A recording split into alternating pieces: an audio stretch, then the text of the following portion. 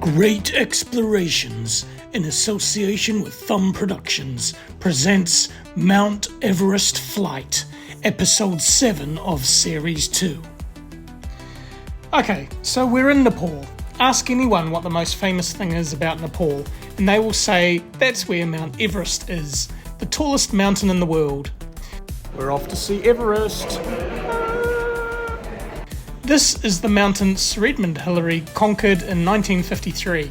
Well done, Sir Ed. Nice work. Here, have $5.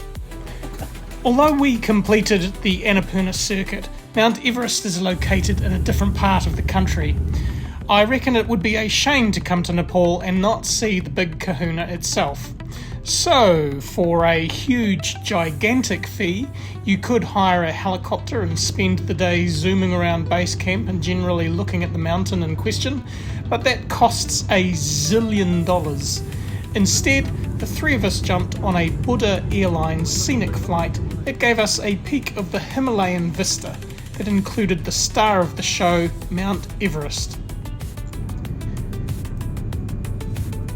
There are two airlines that offer the service, Buddha Airlines and Yeti Airways.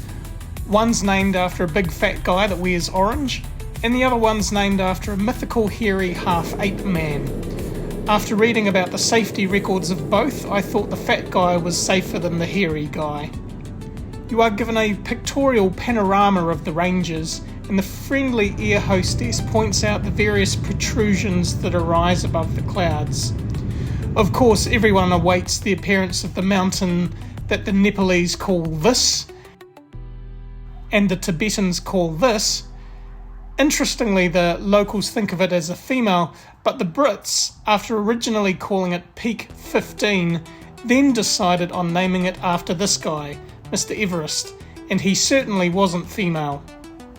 Mr. Everest was apparently quite embarrassed about the honour, but the name stuck. That's Mount Everest.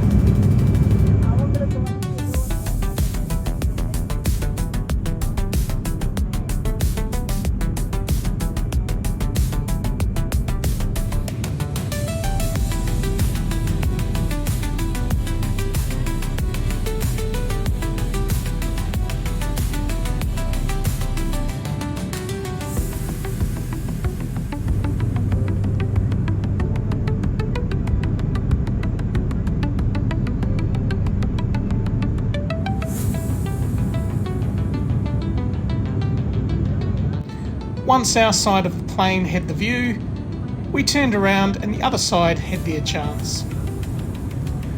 Overall impressions? Look, I would have loved to have been closer to the mountains, but it is what it is. However, I've seen Everest with my own two eyes, and that is something I will cherish until the day I lose my marbles.